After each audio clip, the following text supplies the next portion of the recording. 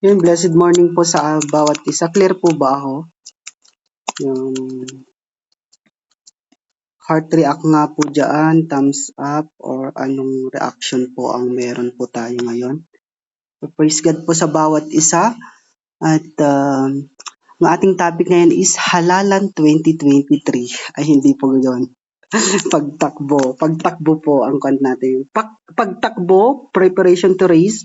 May part 2 ito. Hindi ko alam kung kailan ako i-schedule ulit ni Sis Lovelyn. Basta Miyerkules Sis Lovelyn yung part 2. Kasi mahaba ito para maano din tayo, maaga tayong matapos. So, part 1 ito, preparation to race. Ang ating teksto ay matatagpuan sa Hebrew chapter 12 verse 1 to 3. Basahin ko muna. Sabi dito, kaya nga dahil napapaligiran tayo ng napakaraming saksi, tanggalin natin ang anumang balakid at ang kasalanang kumakapit sa atin. Buong tiyaga tayong tumakbo sa takbuhing nasa ating harapan. Ituon natin ang ating paningin kay Jesus. Sa Kanya nakasalalay ang ating pananampalataya mula simula hanggang katapusan. Dahil sa kagalakan, naghihintay sa Kanya, hindi niya inalintana ang kahihiyan ng pagkamatay sa krus at siya ngayon nakaupo sa kanan ng trono ng Diyos. Sa verse 3, isipin ninyo kung gaano ang tiniis niyang pag-uusig sa kamay ng mga makasalanan upang hindi kayo manlupaypay o panghinaan ng loob. Manalangin po tayo. Amang banal, maraming salamat Panginoon sa umagang ito, Lord Jesus, na ikaw Panginoon ay katagpuin po namin kay Panginoon at Lord, samahan mo kami Panginoon sa exhortation na ito, Panginoon, at ikaw po, Panginoon, ang madakila, marinig po ng bawat isa, Panginoon. I ask, Panginoon, wisdom, knowledge, and understanding na nagmumula sa iyo, Panginoon, and tago mo, Panginoon, tago mo ako, Panginoon, sa iyong likuran, bagos ikaw, Panginoon, ang makita, Lord God, madama, Panginoon. Salamat, Lord Jesus. We welcome you, Panginoon, sa oras na ito, Panginoon. And this topic, Panginoon, ay ikaw, Panginoon, ang ma-impress, Panginoon, sa bawat isa. And maitanim, Panginoon, sa matabang puso, o God, matabang buhay, O Lord Jesus. Pagpalain mong, Panginoon, ang bawat isa na narito, Lord God, na makakinig ng iyong salita, O God. Salamat, Lord. In Jesus' name we pray. Amen and amen. So, pagtakbo, preparation to race, part 1. Sa buhay na ito, inihalin tulad natin sa isang karera o race na kailangan nating takbuhan na merong starting line, finish line, at may reward. Merong disiplina, pagsasakripisyo, at focus na kailangan para magawa ang iyong layunin sa buhay. Sa daan ng ating buhay, maraming hadlang, obstacles, challenges, pero pilitin nating mag-slow down, be patient, be strong, and courageous. Kahit na mahirap, pero worth it pag makuha mo ang reward ng iyong pagpapagal. At sasabihin sa iyo ng Lord, good job, my faithful servant. Ang daming konsepto ng takbuhang metaphors sa New Testament. Ilan lang to sa 1 Corinthians 9:24 andyan sa Philippians 2:16 konsepto ng takbuhan din yan. 2 Timothy 4:7 at itong Hebrew 12:1-3. Ilan lang yan sa mga usaping patungkol sa pagtakbo sa buhay na ito. Pero sa umagang ito, tatalakayin natin ang libro sa New Testament sa Hebrew 12:1-3. Dito iikot yung talakayan natin. So basahin po natin sa English. Therefore, since we have so great a cloud of witnesses surrounding us, let us also lay aside every encumbrance and the sin which so easily entangles us, and let us run with endurance the race that is set before us, fixing our eyes on Jesus, the author and perfecter of faith, who, for the joy set before him, endured the cross, despising the shame, and has sat down at the right hand of the throne of God. For consider him who has endured such hostility by sinners against himself, so that you will not grow weary and lose heart. Salamat sa Panginoon sa pagkabasa ng kanyang salita. So kung ikaw ay Kristiyano, tamang track ka, tamang race ka, tamang karera ng buhay kang ngayon. Ngayong araw na ito, mga kapatid, you are in the beginning or in the preparation of your race. Merong starting line, finish line, at reward. At gaya kanina na binanggit ko, merong disiplina dapat. So sacrifice and focus needed to accomplish the goal. So ang ating talakayan ngayon is ikot sa preparation lang ng pagtakbo. So second part, sa part 2, doon talaga yun na yung ready, get, set, go. Doon na tayo tatakbo. Pero ngayon preparation muna tayo. So at habang nasa daan tayo ng race natin, makakaranas tayo ng mga obstacles, challenges sa buhay, panghihina, discouragement. Pero tandaan natin na pwedeng huminto, magpahinga, mag-recharge, then takbo ulit.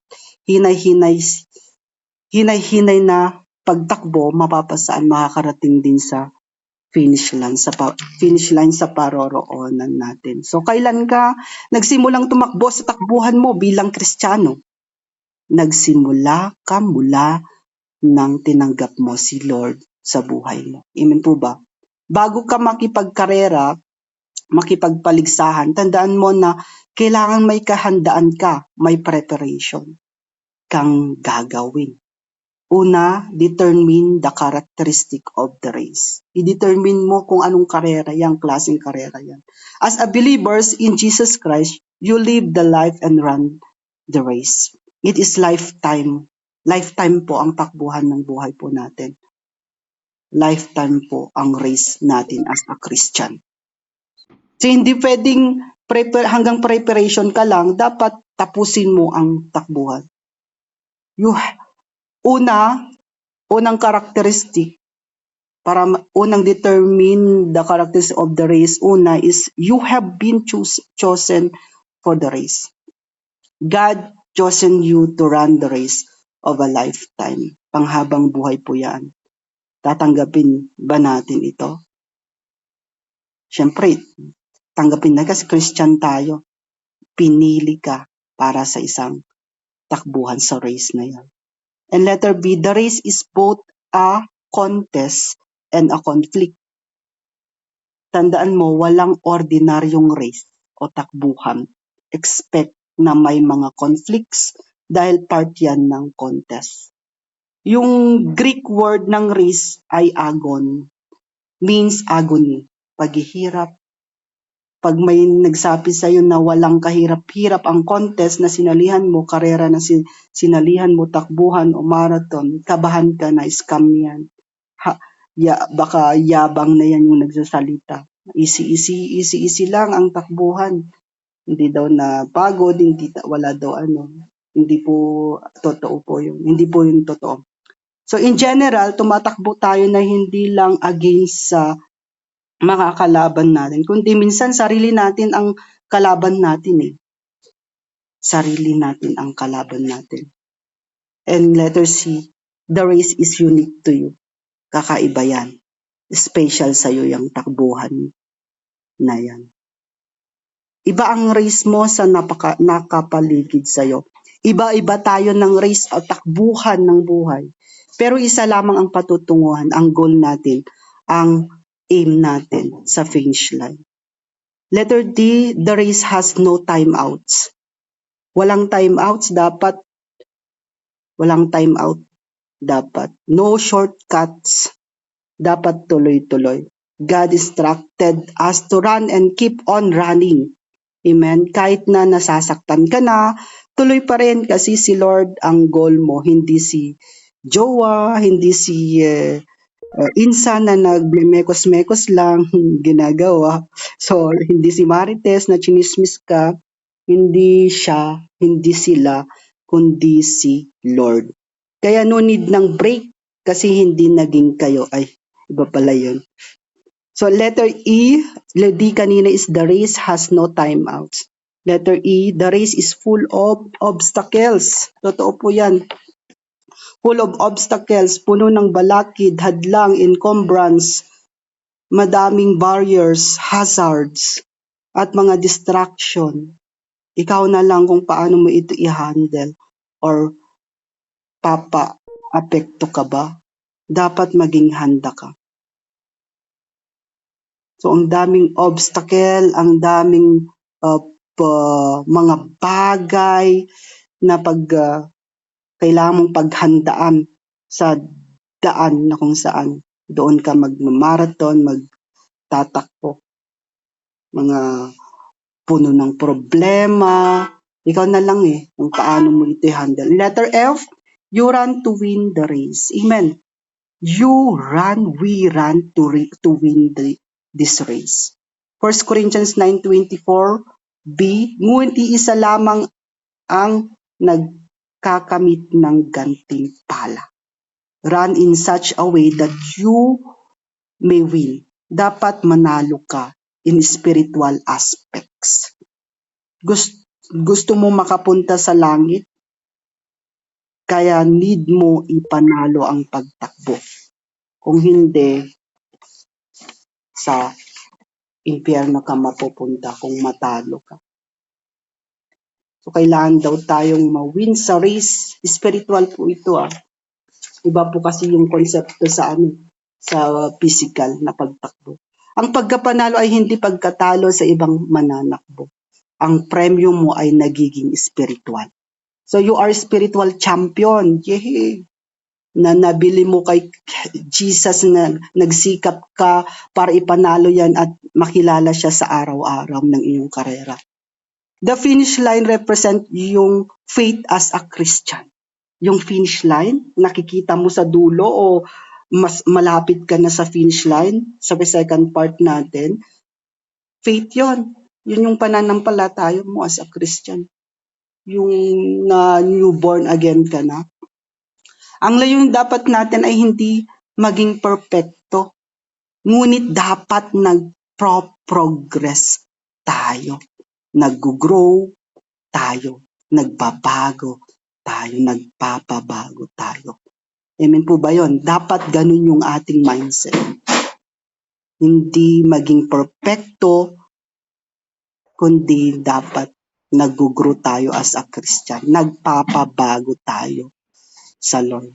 Letter F, winning the race will require great endurance. Great endurance. Matinding pagtitiis, pagtsatsaga. Pagtsagaan mo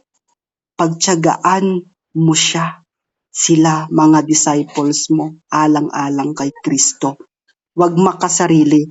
Required yan na maging matyaga, pasensyoso, pasensyosa. Mapapasaan makakarating din tayo sa finish line na kailangan natin ang patience, great endurance, perseverance. You are victorious. You are winners. We are winners. We are overcomers in Jesus' name. Tapos na nating nalaman ang characteristic of the race. Ngayon naman, dumako tayo sa principles for the race. Need natin ng proper training as athletes, as spiritual runners of this world. So hindi lang yung layunin natin is to be a spiritual champion, but we are considered this principle as our spiritual transformation na trying harder and training wisely.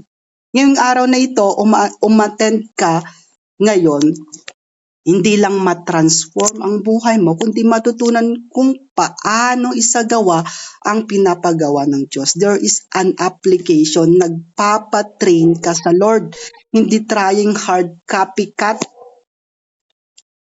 Amen po ba yun mga kapatid? Ito yung mga kailangan mong principles para sa iyong spiritual race. Principles of spiritual race. Una, prayer. Yung preparation pa lang tayo sa pagtakbo. Una, ang principles na kailangan mo sa spiritual race ay prayer. Ilang beses ka nananalangin sa Lord. sa araw-araw. Dapat discipline yourself sa ibang bagay and make your prayer life fruitful. Prayer po is the backbone of the church. Dapat praying ceasingly, non-stop. Sabi sa 2 Thessalonians 5:17. So yun yung una po nating prayer. Kailangan talaga. Prayer warrior ka, prayer intercessor. Meron kang communication sa Lord. Ito yung ito yung communication natin sa Panginoon, prayer. And ikalawa is Bible study. Are you engaged sa regular na oras ng pagbabasa, pagde-devotion, or pag-aaral ng salita niya? Or puro ka lang martes dyan, social media, or minsan hindi ka na nagbabasa ng salita ng Diyos. Kailangan mag-study po tayo sa Bible. Dapat mag-engage po tayo sa regular ng pagbabasa ng Biblia. Aaralin po natin siya in right context at malalaman po natin ang hiwaga na nakasaad sa salita ng Lord. Hindi natin makikita, hindi natin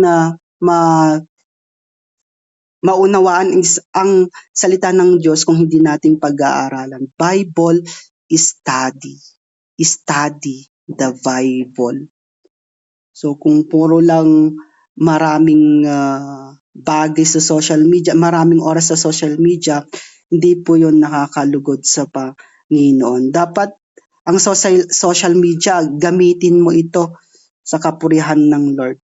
So, yung mga ibang Kristiyano talaga, tinitwist nila yung social media platforms nila into Word of God, into godly platforms. So, aral-aral din tayo pag may time. Malapit na ang pagdating ng Lord mahiya tayo kung namadatnan niya tayong walang ginagawa. So, devotion din pag may time, hindi emosyon. Itaas yung level ng faith, damihan o palagiang debosyon, hindi pag may problema, may mga obstacles sa buhay, natataas na yung emosyon. So dapat hindi iyon. And ikatlo is worship. Pinupuri mo ba ang Lord? Or ikaw ang pinupuri ng tao? So wag ganun. Worship our God in spirit and in truth. Ibalik lagi sa Lord ang mataas na kapurihan. Yung iba pinupuri pero inangkin yung papuri. Hindi binabalik sa Lord, hindi pinapasalamatan ang Lord. Worship, hindi lang sa pagkanta, literal na worship sa Panginoon. Pagsamba sa Kanya, in spirit and in truth. Hindi po sa mga rebulto, hindi po sa mga idols natin, sa mga idols ng buhay natin, mga money o ano pa ba, gadget natin, yung idols is yung sobrang pagmamahal ng higit sa Diyos. Yun yung idolatry na tinatawag. So ginagamit mo ba ang spiritual gifts mo to serve God and to others? Or na-stuck ka lang dyan? Number 4 is service. Gamitin mo ito to edify the church, to lift up others, to glorify the Lord, serve God and others. Yun yung service. Number 5, ito, alam ko maraming gift of sa evangelism, mga evangelists. Merong evangelist talaga, pero lahat tayo is a soul winners. Hindi pwedeng di tayo maghayo. Pero meron talagang evangelist na tinatawag, gift nila yon bilang evangelist. So, maging po tayo sa evangelism, you spread and share the gospel to others. Evangelize, proclaim the goodness of God. Ito yung great commission natin, di po ba? Go and make disciples of all nations para makilala nila si Kristo na nagpabago sa'yo. So nung una kong nakilala sa Lord, hindi ko pa alam itong evangelism na to. Hindi ko pa alam yung maghayo nun. Pero nung nakapag-aral tayo, ganun pala.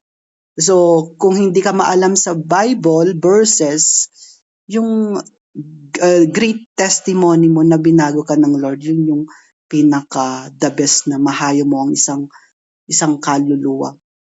So hindi po natin hindi ano ito sa mga verses na maraming verses para makapag-evangelize lang. So pag ang testimony mo is ang matindi, binagi ka ng Lord, ibahagi mo ito kung paano ka binago ng Lord. Pag hindi ka maalam sa verses, nakakalimutan mo, ano na lang yon, pag-aralan mo na lang next na paghahayo mo. So pag nag-umpisa ka, testimony mo muna. So number 6 is stewardship. Ito yung principles po ng preparation to raise, stewardship, na kailangan po nating isaalangan. Letter. Number 6, stewardship. Nagbibigay ka ba ng 10% of your income sa Lord? Aray ko po. Marami pong hindi po nakakapagbigay.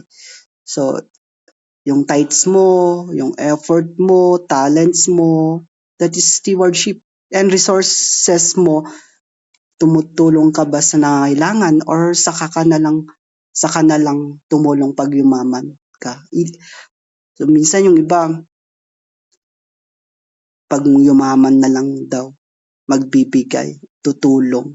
So, hindi lang po pera ang pwede nating ang kasama sa stewardship, kundi yung effort mo, yung talents mo, yung resources mo na makakatulong sa body of Christ, sa mga believers. Sa maliit nga na halaga, di mo kayang ibigay, sa malaking halaga pa kaya. Pag yung iba talaga, saka na pag wala pa akong pera. So, yung sahod niya, konti pa lang yung 10% nun, pero pag lumaki na yung sahod, nadagdagan na, nakikita na yung laki ng ibibigay sa Lord, ibabalik sa Lord. So, hindi na nakakapagbigay. So, kailangan po nating stewardship, 10% ng ating income, or mas higit pa dyan, 2 Corinthians 9:6, ano ba yun? Basta yun yung cheerful giver, mas matindi pa yun kaysa tithes kasi walang percent yun, offering yun. So, sa Malakis 3:10, 10% of your income. Pero pag na-convict ka naman, pwede mo namang dagdagan yung percent nun. So, bilang mananampalataya, pag kakasalta mo lang sa church at hindi ka pa talaga naka-engage sa money, so kailangan as a leaders, ipaintindi ang mga mananampalataya sa kung gaano kabuti ang Lord. Hindi muna natin yung tithes kasi hindi niya maintindihan. Kung ipaintindi mo si Lord ay ganito, maintindihan niya next na ang tithes. Kasi kung ikon mo sa tithes, pera-pera lang yan, hindi nila alam na ang tithes is sa simbahan, hindi sa pastor. So pag malago-lago na siya, so ipaintindi na natin yung pagbibigay. Pagbibigay sa Lord, hindi sa pagbibigay sa simbahan, hindi pagbibigay kay pastor, hindi yun. Hindi niya maintindihan. So itong 6 na principles na ito, lead natin para maipanalo ang takbuhan nating spiritual na nakikita ng iba na may Diyos na nagmamanifest sa atin. Discipline ourselves, engage ourselves sa mga ganitong principles. So yung principles na 6 na sinabi ko kanina is prayer una, Principles for the spiritual race. Una is prayer, ikalawa is Bible study, katlo is worship, kaapat is service, ikalima is evangelism, kaanim is stewardship.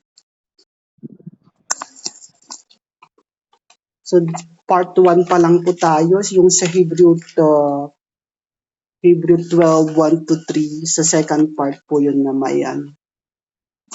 The need for the race, kailangan po natin ng training. So isaalang-alang natin ang critical time na mangyayari pag nakikipagligsahan tayo. Take a risk. Kahit mahirap, dapat tumakbo ka. Spiritual na takbuhan. Kung sa physical, mananamlay ka, pero sa spiritual, kasama mo ang Lord. Two critical time for the race. Una, sa umpisa ng takbuhan, at the beginning, habang nilinisan mo ang starting line, medyo okay pa eh. Relax na relax ka pa. Yung energy mo, to the 100 level pa yung energy mo sa una. Matindi pa. Mabilis ka pang tumakbo. Yung temptation, distraction, yung pagod ay unti-unti mo na siyang mararanasan sa kaligitnaan ng takbuhan. At the halfway point, na-realize mo na malayo pa pala, pagod ka na. Binigay mo na naman sa umpisa effort mo, pero pagod ka pa rin. Minsan dumarating tayo sa puntong sa umpisa ka lang on fire. Sa umpisa ka lang magaling. Sa umpisa ka lang laging active. Pero sa kalagitnaan, wala na. Napagod na. Puro na negatibo. Nasa isip. Puro na against sa pastors. Dami ng head knowledge. Alam ko na yan. Puro ako. Acomology, busy ako, hindi ko yan kaya, alam ko na yan, acne. Hindi natin napaghandaan ang pagiging on fire natin. Wala tayong preparation. So dapat pag tumakbo ka, dapat may preparation. Hindi natin naisip na mangyayari ito sa akin eh. Hindi tayo aware sa ginagawa ng kaaway sa atin. Nasa kalagitnaan ng journey natin, hindi na tayo malakas, kundi nanghihina na tayo at napapagod. Pero tandaan natin, hindi lahat ng mabibilis tumakbo ay siyang mananalo. Hindi lahat ng on fire ay tama ang puso, tama ang motibo. We need to discipline ourselves, prepare ourselves sa mga mangyayari. Hindi ka lang sa una magaling, dapat panindigan mo hanggang dulo at itataas ka ng Panginoon. Amen? Ngayon, handa na ba tayong tumakbo? Preparation pa lamang ito. Kung nasa field na tayo, imagine nyo na lang nasa stadium tayo, nasa race field, track and field, marathon, kung sino nakaranas nito. Kaya humanda na tayo na mag-umpisa sa ating pagtakbo sa takbuhan. Nalaman natin ang mga characteristic of the race, tapos principles for the race. Ngayon tayo na sa ating pinakahihintay, run the race. So second part po yon, run the race. So, kamusta po tayo? Sa second part po, itutuloy po natin yung pagtakbo natin. So, tatakbo tayo ng puspusan, ibibigay natin yung effort natin, yung the best natin, na katulad ng takbuhan, track and field, marathon, or ano pa mang klase ng. Focus ka ba sa reward, sa prize? You are motivated ba? Inspired ka ba? Na kahit mahirap ay magpapatuloy ka pa rin. Kahit ang daming distractions, problems, ay mananatili ka pa rin. O ikaw yung mga tumatakbo na puro pahinga ang ginagawa. Parang ang bigat sa loob nila ang ginagawa nila. Nadidistract sila sa paligid, na maraming negative thoughts. Ang daming ini-insert ng kaaway, hoy, wag mo nang ituloy yan, di mo kaya yan, ganun ka ba? Ganun ba tayo? Aware ba tayo sa pagtakbo? Ready ba tayong tumakbo? Ano-ano ang preparation mo sa takbuhan ng buhay? Bago ka tumakbo, dapat alisin mo ang mga baggages na ito. Dapat may bagabagahe ka kaya hindi magaan yung pagtakbo mo, hindi ka yung bagahe. Marami kang baggages na nagpapabigat sa pagtakbo mo. Baggages na dala-dala mo na nagpapabigat sa'yo. Ito yung mga pass mo. Hindi ka maka-move on. Move on din pag may time, mga kapatid. Yung worrying, daming alalahanin, daming bills. Si Judith, nandyan na. Daming worrying, dami. Blame, hatred, pain. Sakit-sakit ng ginawa niya, hindi ka unforgiveness, frustration na procrastinate ka na. Habang tumatakbo ka, dami kong mong bagahe, ang bigat-bigat. Kaya yung mga nagtumatakbo magaan, hindi sila nagsusuot ng mga pantalon, cycling, as in paiklihan talaga. Basta dapat magaan. Dapat walang bagaheng dala-dala dahil ang mabigat yan. Dapat ang bigat na yan, dapat sa preparation pa lang naalis na ito para magaan ka lang tumakbo. So ang mga bagahe na yan, i-replace natin into heart. Puso na puno ng kapayapaan, faithfulness, kindness, love, self-control, ano pa ba? Generosity, patience, perseverance.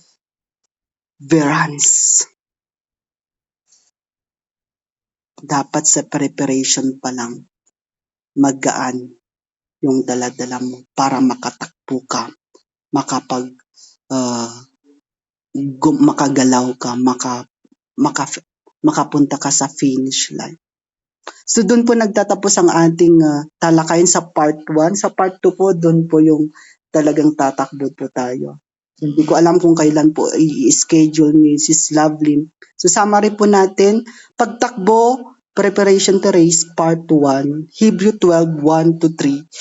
Yung Hebrew 12:1-3, doon na po natin itatalakay sa part 2. So characteristic, ang natalakay po natin ngayon is characteristic of the race. Una is you have been chosen for the race. Pinili ka para sa takbuhan. Second is the race is both a contest and a conflict. Number 3, the race is unique to you. 4, the race is full of obstacles. 5, you run to win the race. 6, winning the race will require great endurance. And yung principles for spiritual race is una is prayer, Bible study, kailangan mo yan, worship, service, evangelism, stewardship. Yun po ang ating tinalakay ngayon sa part 1. Bago po tayo mag-pray, handugan po muna natin ang Panginoon. So, ang awiting ito ay pinamagatang, I will run to you. Praise Jesus po sa bawat isa.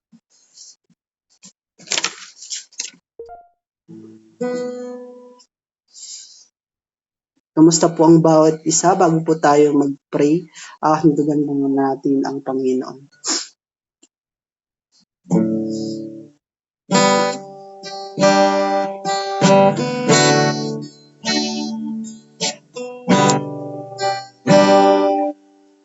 Sure eyes on this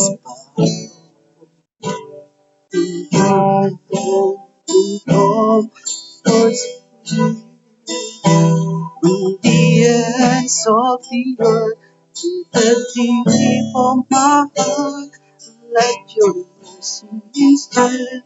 Listen, you call me to your purpose. As angel understand, for your glory. May your throne as your love and grace demand. Your eyes is on the sparrow, in your hand it comes to me. On the ends of the earth, in the deep of my heart, let your mercy and strength see your call to your purpose. As angel understand, for your Lord, be your throne, man, as your love and grace demand. And I will run to your word so true. Not by power, but by the Spirit of God. Yes, I will run the race till I see your face. Oh, let me live in the glory of your grace. And I will run to your words of truth, not by power, but by the Spirit of God. Yes, I will run the race till I see your face. Oh, let me live in the glory of your grace. I will run to your words of truth, not by power, but by the Spirit of God. Yes, I will run the race till I see your face. Oh, let me live in the glory. Oh, let me live in the glory. Oh, let me live in the glory of your grace, Jesus. Nalangin po tayo. Lord. Yes, Lord, salamat Panginoon sa umagang ito, Panginoon. Sa salita mo na na-share po, Panginoon, sa araw na ito, sa umagang ito, O Lord God. Maraming salamat po, Panginoon. We run the race, O God, sa takbuhan ng buhay, O God. Sa preparation pa lang, O God, andun na, Panginoon. Pinaparanas mo, Panginoon, na meron kaming mga daladalang mabibigat, O Lord Jesus, na kailangan po namin alisin, O God, para magaan po kami sa pagtakbo ng aming buhay bilang Kristiyano, O Lord Jesus. Sa preparation pa lang, Panginoon, piniprepare mo kami, Panginoon, to the great race, Panginoon, na kung saan, Panginoon, ay tatakbo kami sa finish line na makikita ka po namin, O God. Lord, sa takbuhan ng buhay, O God, hindi po madali, Lord Jesus. Ang daming obstacle, struggles, Lord Jesus. Pero Lord, matyaga po kaming magpapatuloy, O God. Maraming salamat po, Panginoon, sa iyong salita. Na-remind po kami, Panginoon, na sa takbuhin ng buhay, O God, hindi po basta-basta, Lord God. Hindi po kailangan ng paghinto, Lord Jesus. kundi yung pagpapatuloy, yung pagtsatsaga, Panginoon, nagpapatuloy sa iyo, O Lord God. Sa lahat po, Panginoon, na nakapakinig ng iyong salita, Lord God, ay magrema, Panginoon, ang kahalagahan ng spiritual race, Lord Jesus. Lord, samahan mo kami, Panginoon, na hindi lang po, Panginoon, narinig po namin ang salita mo sa araw na ito, sa oras na ito. Bagkus, Panginoon, may i-apply po namin sa aming buhay, O God. And Lord, sa part 2, Panginoon, ng pagtakbo, Panginoon, ay andun ka kasama po namin, Lord Jesus. Salamat po, Panginoon, pagpalain mo ang iyong mga anak, O Lord God, sa umagang ito, Lord. Ano man, Panginoon, kanilang kabigatan, Lord Jesus, Lord, katagpuin mo sila, Panginoon. And Lord, tulungan mo sila, Panginoon, na maipanalo ang takbuhan ng kanilang buhay, Lord Jesus. Lord, I speak blessing upon blessing, Lord Jesus, and healing upon healing, Lord God. And Lord, magaan kami, Panginoon, na makaka-finish ng aming race, O Lord God. At makikita ka po namin, Lord God, makakasama, Panginoon, sa finish line, Lord Jesus. Thank you, Lord, sa mga principles, sa preparation, sa characteristic ng race na ito. Salamat po, O Jesus. Bless your word, Lord God, na hindi po ma-snatch ng kaaway, Lord God. Kuberan mo, Panginoon, ito ng iyong dugo, Lord Jesus. Samahan mo kami parati, Panginoon, sa aming takbuhan. Thank you, Lord. Thank you, Jesus. Thank you, Holy Spirit. In Jesus' name we pray. Amen and amen. Maraming salamat po. Back to you, Fasi. Thank you po sa lahat. Salamat po sa Panginoon. To God be all the glory. Glory to God. Thank you po, Brother